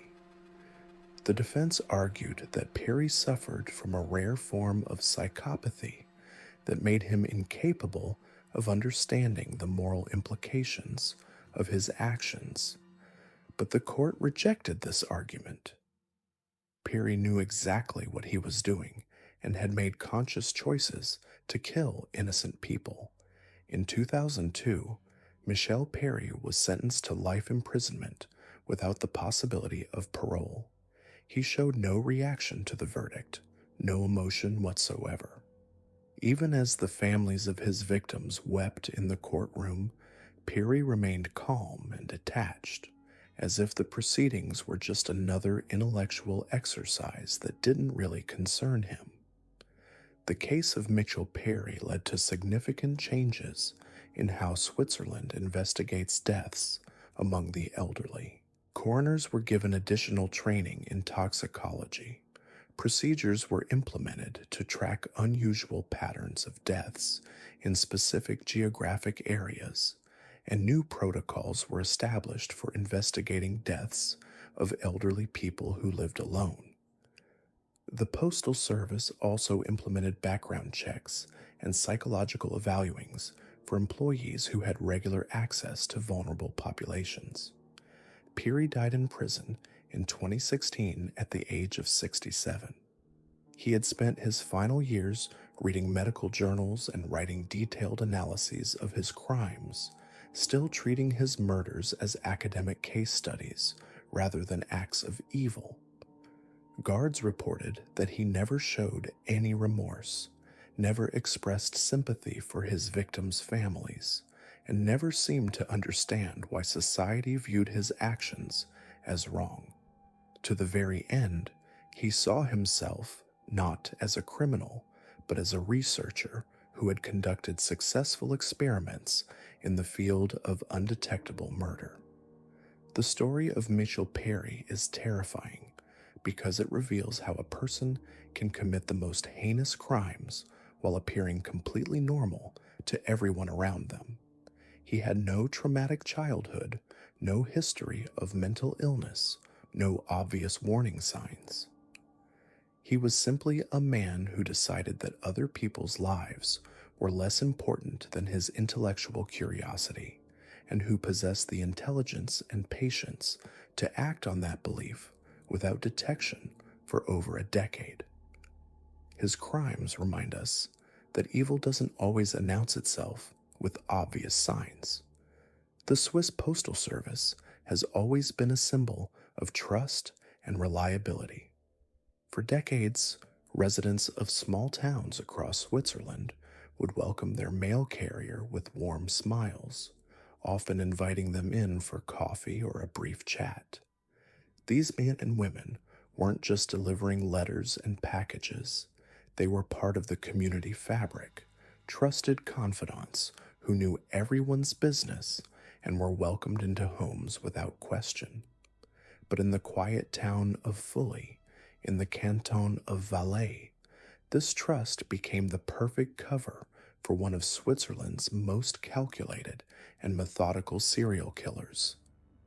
Michel Perry appeared to be the ideal postal worker. Punctual, polite, and professional, he had been delivering mail in the Valais region for over 2 decades. Residents described him as a quiet man who always had time for elderly customers, often helping them with heavy packages or checking on their well-being during his rounds. He was particularly attentive to the older women on his route, many of whom lived alone and looked forward to his daily visits as their primary social contact. What they didn't know was that Perry was studying them, learning their routines, their vulnerabilities, and their trust patterns. He was preparing for murder. Born in 1963 in the small Swiss town of Martigny, Michel Perry grew up in what appeared to be a normal middle-class family. His father worked as a mechanic, his mother as a seamstress, and by all accounts his childhood was unremarkable. He was an average student, neither particularly popular nor problematic. Teachers remembered him as quiet and studious, someone who preferred to work alone rather than in groups. After completing his education, he joined the Swiss Postal Service at age 22, a job that seemed perfectly suited to his methodical personality and preference for routine. But beneath this ordinary exterior, something dark was developing. Peary had always been fascinated by chemistry and biology, subjects he had excelled in during school. He spent his free time reading medical journals and scientific papers, particularly those dealing with toxicology and the effects of various substances on the human body. To his colleagues, this seemed like an innocent hobby, perhaps the sign of someone who had missed his calling as a scientist. In reality, Peary was conducting research for murder. His first known victim was 73-year-old Marie Dubois, a widow who lived alone in a small apartment in Sion. Marie had been on Peary's postal route for over 5 years, and she had grown to trust him completely. She often invited him in for coffee, especially during the harsh winter months, and would share stories about her late husband and her estranged children who rarely visited. Peary listened patiently, taking mental notes about her isolation and her medication routine. Marie suffered from high blood pressure and took several prescription drugs daily, a detail that would prove crucial to Peary's plan. On a cold February morning in 1991, Peary arrived at Marie's apartment for what appeared to be a routine delivery. She welcomed him in as usual, grateful for the company and the warmth of human contact. What Marie didn't know was that Peary had spent weeks preparing for this moment. He had researched the interactions between her blood pressure medication and various toxic substances, calculating precise dosages that would cause a fatal reaction while appearing to be a natural medical episode. As Marie prepared coffee in her small kitchen, Peary quietly added a carefully measured amount of digitalis to her sugar bowl. Digitalis, derived from the foxglove plant, was a substance he had obtained through careful cultivation and extraction. In small doses, it was used medicinally to treat heart conditions, but in larger amounts, it was deadly, causing cardiac arrhythmia and eventual heart failure. The beauty of his method was its subtlety. The symptoms would mimic a natural heart attack, and given Marie's age and existing health conditions, no one would question the cause of death. Marie collapsed within an hour of Peary's departure. Neighbors found her the next day when she failed to collect her morning newspaper. The local doctor, who had been treating Marie for years, signed the death certificate without hesitation, listing heart failure as the cause of death. There was no autopsy, no investigation, no suspicion. Peary had committed the perfect murder, and he had discovered his calling. Over the next 15 years, Peary would refine and perfect his methods. He became a student of death, approaching each murder with the precision of a scientist conducting an experiment. He varied his techniques, sometimes using poison, other times employing strangulation made to look like accidents. He kept detailed notes in a coded journal, recording the methods used, the time it took for each substance to take effect, and the reactions of his victims. To Peary, these weren't people, They were test subjects in his ongoing research into the mechanics of death. His second victim was 81-year-old Jean Moreau, another elderly woman who lived alone and had grown dependent on Perry's daily visits. Jean was diabetic and often confused about her medication schedule. Perry offered to help organize her pills, a kind gesture that gave him perfect access to her insulin supply. He gradually increased the concentration of her insulin injections over several weeks, causing her blood sugar to drop to dangerous levels. When Jeanne finally collapsed, it appeared to be a diabetic coma, a common occurrence in elderly diabetics. Once again, no one suspected foul play. The pattern continued with ruthless efficiency. Perry would spend months, sometimes even years, building relationships with his potential victims. He would learn their medical histories, their daily routines, their fears and weaknesses. He preferred elderly women because they were more trusting, more isolated, and their deaths were less likely to raise suspicion. Society expected old people to die, and Perry exploited this expectation with chilling calculation. What made Perry particularly dangerous was his ability to appear genuinely caring. He would often attend the funerals of his victims, comforting their families and sharing fond memories of their loved ones. He sent flowers, offered condolences, and maintained the facade of a kind postal worker who had grown attached to the people on his route. Some families even thanked him for his kindness to their deceased relatives, never suspecting that their gratitude was directed at the very person who had ended their loved ones' lives. His methods became increasingly sophisticated as his confidence grew. He learned to create untraceable poisons using common household chemicals and plant extracts. He studied the decomposition process and how different substances affected the body's appearance after death. He even researched the protocols used by local coroners and police investigators, understanding exactly what would and wouldn't trigger a more thorough investigation. One of his most chilling victims was 78-year-old Bertha Zimmerman, a former schoolteacher who lived in a small village outside Sion. Bertha was sharp and alert despite her age, and she had begun to notice small inconsistencies in Perry's behavior. She mentioned to a neighbor that she found it odd how many people on Perry's route had died recently, joking that he might be bad luck. What she didn't realize was that her observation had signed her death warrant.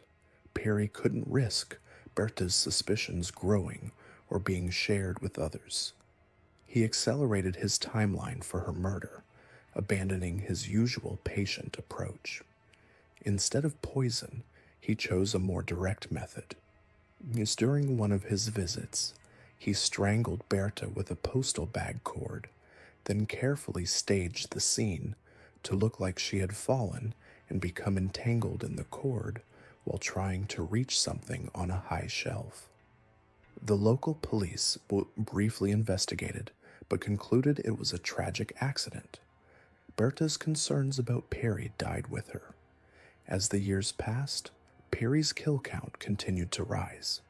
He murdered at least 12 women between 1991 and 2006, though investigators believe the actual number may be much higher. Some potential victims may have been classified as natural deaths, their bodies buried or cremated before anyone thought to question the circumstances. Perry's territory covered dozens of small towns and villages, each with their own local doctors and authorities who rarely communicated with each other about patterns of death. The investigation that would eventually bring Perry down began almost by accident.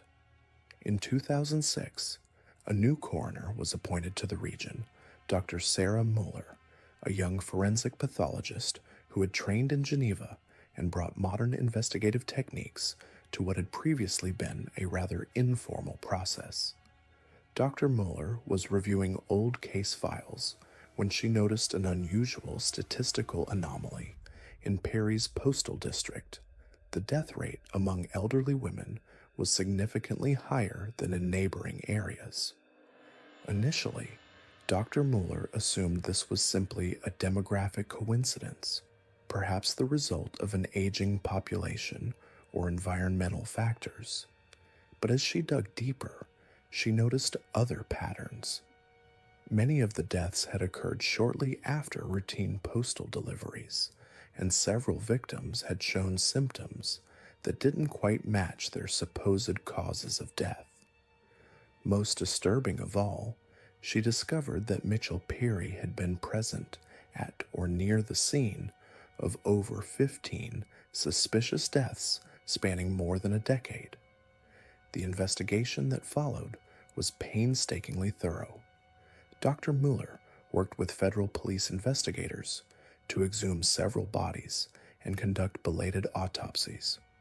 What they found was shocking: traces of various toxic substances that had no business being in the victims' systems. Some bodies showed signs of digitalis poisoning. Others contained levels of insulin that were far beyond what their prescribed medications could account for. The evidence was building, but it was all circumstantial. They needed proof of Perry's guilt. The breakthrough came when investigators searched Perry's home and found his journal. Written in a code that took cryptographers weeks to decipher, the journal contained detailed records of his murders, complete with victim profiles, methods used, and clinical observations about the dying process. One entry, dated just days after Marie Dubois' death, read like a scientific report rather than the confession of a killer. He had recorded her pulse rate as the poison took effect, noted the progression of her symptoms, and even commented on the efficiency of his chosen method. When confronted with the evidence, Perry initially denied everything, claiming the journal was a work of fiction, a crime novel he had been writing. But as investigators presented more evidence, his story began to fall apart. Finally, faced with overwhelming proof of his crimes, Michelle Perry confessed. What shocked investigators wasn't just the scope of his crimes, but his complete lack of remorse. He spoke about his victims with the detached professionalism of a researcher discussing lab specimens.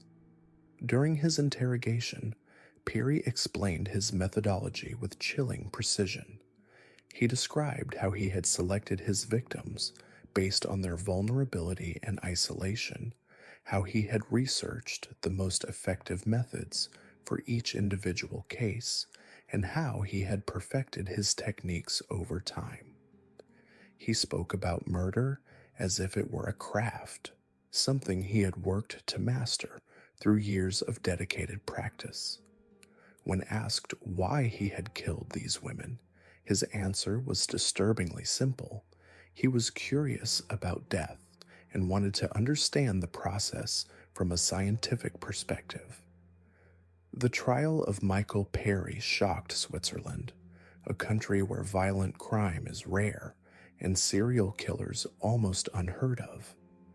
The media dubbed him the Postal Killer and the Angel of Death, but these dramatic titles failed to capture the true horror of his crimes. This wasn't a killer driven by passion or rage, but by cold, scientific curiosity. He had turned murder into a methodical study, treating human beings as experimental subjects in his twisted research.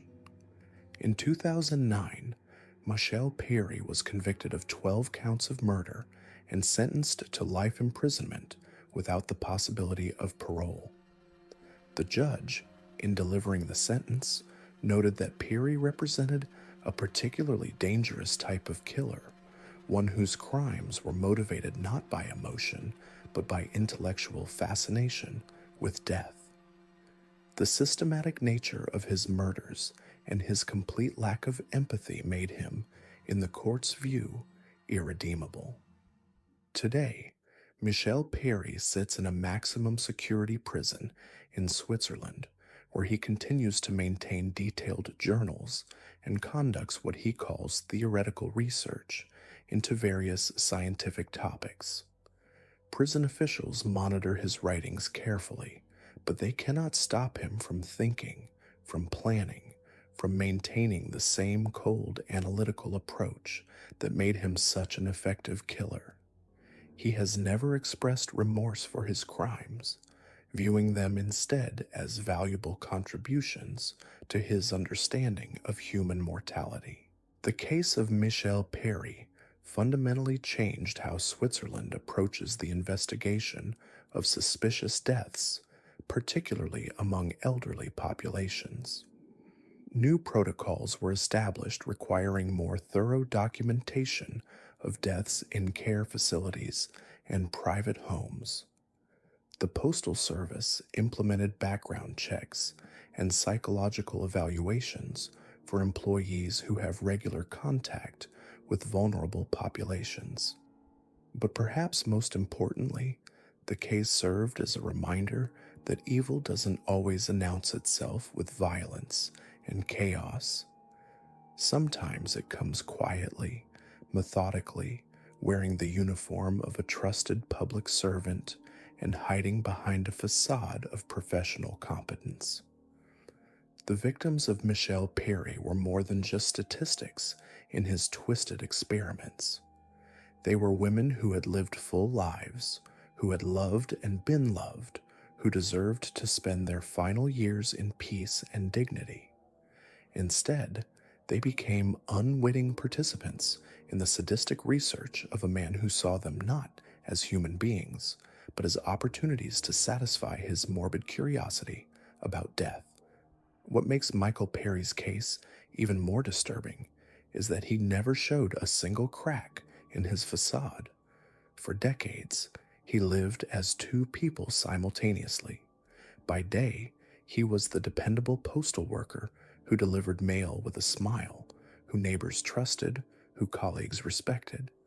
By night, he became something else entirely, a shadow slipping through the darkness, carrying syringes filled with poison, his mind calculating the perfect dose, the perfect timing, the perfect alibi. The investigation into his crimes revealed a level of premeditation that chilled even seasoned detectives. Peary didn't just kill on impulse. He studied his victims for weeks, sometimes months. He learned their routines, their vulnerabilities, their medical histories. He knew exactly when they received their pensions, when their family members visited, when they would be most isolated and defenseless. This wasn't random violence driven by rage or desperation. This was methodical, calculated murder disguised as natural death. In his apartment, investigators found what they could only describe as a laboratory of death. Hidden behind false walls and concealed compartments were detailed journals documenting each murder. The entries read like scientific observations, clinical notes devoid of any human emotion.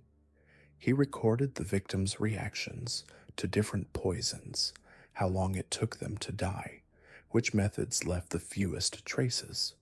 One entry simply read, "Subject expired after 47 minutes, digitalis dosage optimal." But perhaps the most haunting discovery was a map of Switzerland hanging on his bedroom wall. Red pins marked the locations of his confirmed kills, but there were dozens of other pins in different colors scattered across the country. When investigators asked what the other pins represented, Peary smiled that same calm smile and said nothing. To this day, authorities believe those pins mark additional victims, elderly people whose deaths were never investigated, whose murders were never discovered. The trial revealed the true scope of his crimes. Prosecutors presented evidence linking him to at least 15 murders, but they suspected the real number was much higher. Peary had been active for over 2 decades, moving through Switzerland like a plague, leaving death in his wake while maintaining his perfect cover.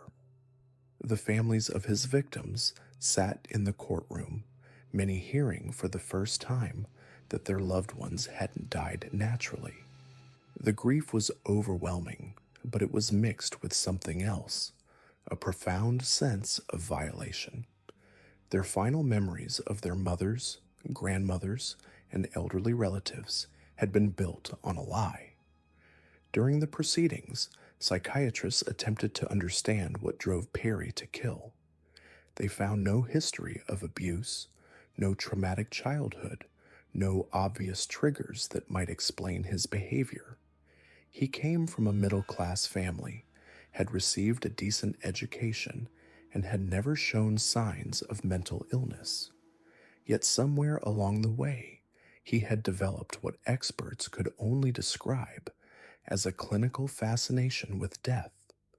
He didn't kill for money, though he occasionally stole small items from his victims. He didn't kill for sexual gratification. He killed because he enjoyed the process, the control, the intellectual challenge of committing the perfect crime. What made Peary so dangerous wasn't just his methodology, but his patience.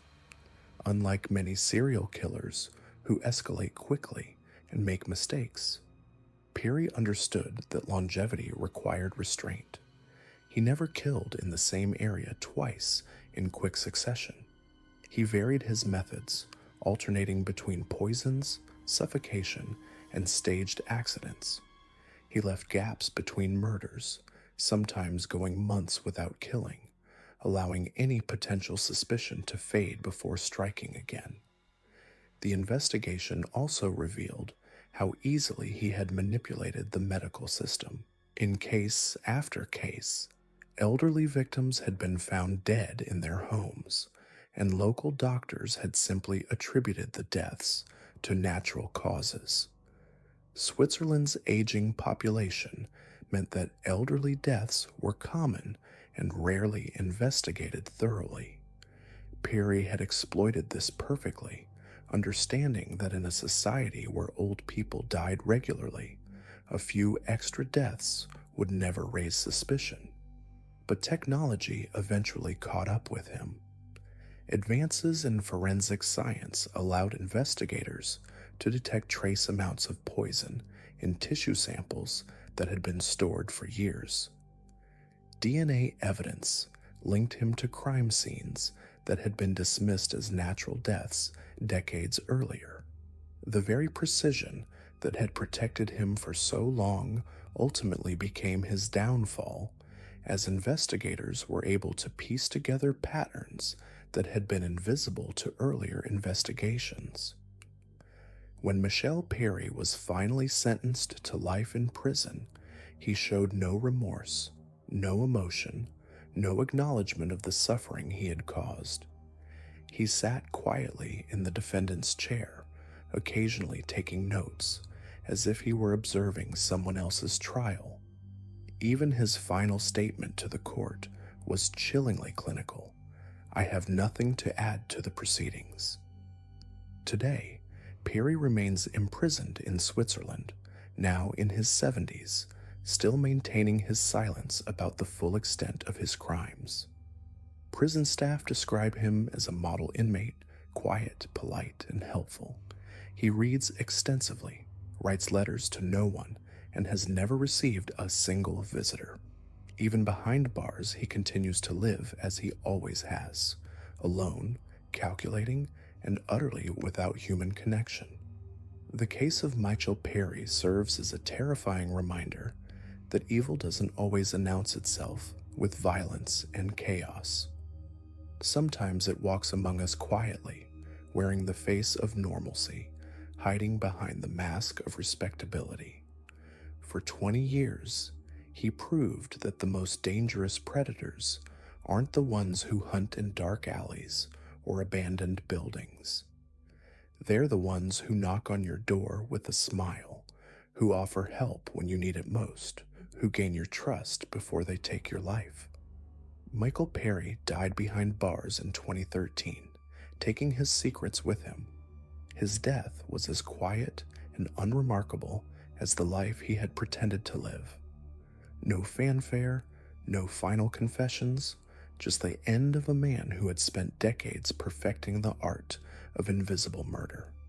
But his story serves as a chilling reminder that evil doesn't always announce itself with screams or blood or chaos. Sometimes it wears a uniform, carries a briefcase, and knocks politely at your door. These 5 killers we've explored today represent different faces of the same darkness. Mary Beth Tinning, who turned motherhood into a weapon of manipulation. Aileen Wuornos, whose broken childhood forged a killer who saw enemies in every shadow. Kenneth Bianchi and Angelo Buono, cousins who fed off each other's cruelty until murder became their shared language. Peter Curtin, who embraced his monstrosity so completely that he became a legend of terror. And Michelle Perry, whose scientific approach to killing made him perhaps the most frightening of all. What connects these seemingly different monsters is their ability to hide in plain sight. They understood something fundamental about human nature, our tendency to trust, to assume good intentions, to overlook the warning signs that might save our lives. They weaponized our compassion, our need for connection, our basic assumption that the people around us are fundamentally decent. Mary Beth Tinning knew that no one suspects a grieving mother. She understood that sympathy creates a shield, that tragedy grants immunity from suspicion. For years, she used her own children's deaths as currency, trading their lives for attention, for comfort, for the twisted satisfaction of being the center of everyone's concern. The nurses who comforted her, the doctors who fought to save her babies, the neighbors who brought casseroles and kind words, none of them imagined they were enabling a killer. Aileen Wuornos survived by reading people's intentions, by sensing danger before it materialized. But her radar was permanently broken by years of abuse, calibrated to see threats where none existed. She killed men who might have been harmless, whose only crime was offering her a ride or a few dollars for her services. Her victims became casualties of someone else's cruelty, paying the price for every man who had ever hurt a vulnerable woman. The Hillside Stranglers understood the power of partnership in evil. Alone, Kenneth Bianchi was a failed con man, a small-time criminal with delusions of grandeur. Angelo Buono was a bitter misogynist whose hatred of women festered in isolation. But together, they became something far more dangerous. They validated each other's darkest impulses, normalized the unspeakable, and created a feedback loop of escalating violence that terrorized an entire city. Peter Curtin turned his childhood trauma into a weapon against the world. He didn't just kill, he performed. Every murder was a statement, every crime scene a message to the authorities who couldn't catch him. He understood the power of fear, how terror spreads through a community like a virus. He didn't just want to kill, he wanted to be remembered, to become legendary, to achieve a kind of immortality through infamy. And Michelle Perry, perhaps the most chilling of all, turned murder into a science. He studied his victims like lab specimens, calculated the perfect doses, timed his visits with mathematical precision.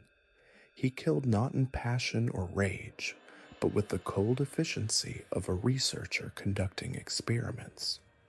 His murders were so perfectly disguised that his victims' own families thanked him for his kindness in their final moments. These killers succeeded for so long because they understood us better than we understood them. They knew that we see what we expect to see, that we trust uniforms and friendly smiles and familiar faces. They knew that we're reluctant to believe the worst about people, especially those who seem ordinary, helpful, even kind. But perhaps most disturbing of all is how normal they appeared to those around them. Mary Beth Tinning was active in her church, a devoted wife who seemed to suffer more than her share of tragedy. Aileen Warnos was dismissed as just another troubled prostitute, her claims of self-defense ignored because of who she was and how she lived.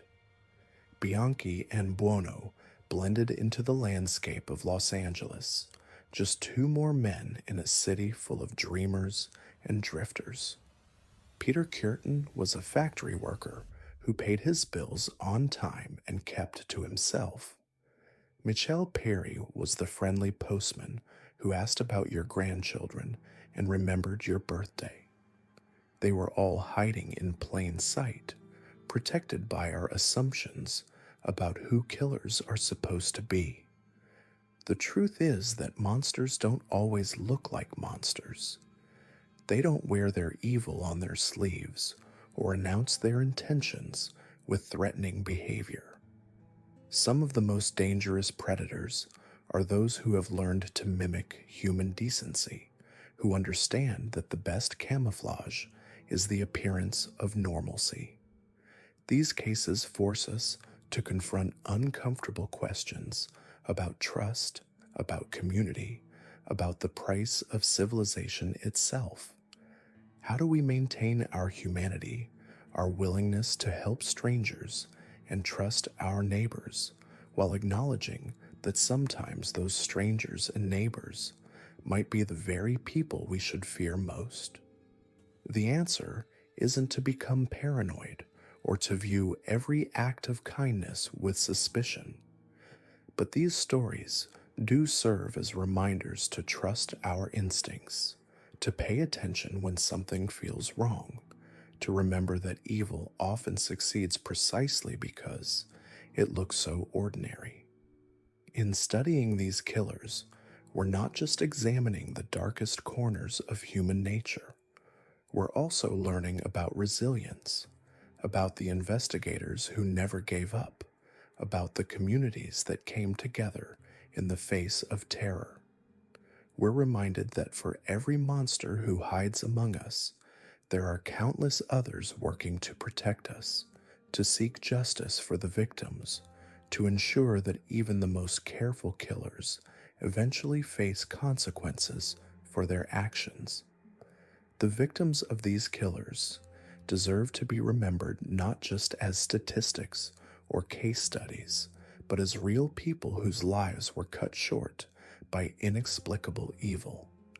They were children who never got to grow up, women who were trying to survive impossible circumstances, innocent people whose only mistake was being in the wrong place at the wrong time or trusting the wrong person.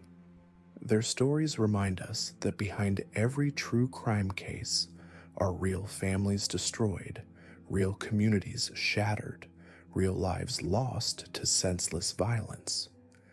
These weren't characters in a story or subjects in a documentary. They were human beings with hopes and dreams and people who loved them. As we close this examination of these 5 forgotten killers, we're left with the sobering reminder that there are others out there, other Mary Beth Tinnings using tragedy as a mask, other Michael Perrys perfecting their deadly crafts, other predators who have learned that the best place to hide is right in front of us wearing the faces of ordinary people living ordinary lives. The price of safety is vigilance, not paranoia, but awareness. So, what can we learn from these 5 cases that go beyond the typical headlines and documentaries? The most chilling realization isn't just that these killers existed, but how they operated in plain sight for so long. Each one exploited fundamental aspects of human nature and society that we rarely think about until it's too late. Mary Beth Tinning understood that mothers are above suspicion when it comes to their children. She weaponized the most sacred bond in human relationships, knowing that medical professionals, family members, and even investigators would bend over backwards to give her the benefit of the doubt. Her case reveals how our assumptions about maternal love can become blind spots that predators exploit. Aileen Wuornos showed us how society's treatment of the vulnerable can create monsters. Her childhood of abuse and neglect didn't excuse her crimes, but it created the perfect storm of trauma, rage, and survival instincts that she eventually turned outward. She targeted men because she saw them as the source of her pain, but her victims were often just ordinary people trying to help someone they thought was stranded. Kenneth Bianchi and Angelo Buono demonstrated the terrifying power of criminal partnerships. Together, they fed off each other's darkness, escalating from petty crimes to some of the most brutal murders in Los Angeles history. They showed how evil can multiply when like-minded predators find each other, creating a feedback loop of violence that neither might have achieved alone. Peter Kürten embraced his monstrosity in a way that still disturbs criminologists today. He didn't make excuses or claim insanity. He simply acknowledged what he was and took pleasure in it. His methodical approach to murder, his ability to blend into society, and his complete lack of remorse represent evil in its purest form. Michael Perry turned murder into a scientific experiment. His methodical documentation of his crimes, his careful selection of victims, and his clinical approach to killing show how intelligence and education can be twisted into something horrifying. He didn't kill in passion or rage. He killed out of curiosity, treating human lives like lab specimens. These cases teach us that evil rarely announces itself. It doesn't wear a mask or lurk in shadows.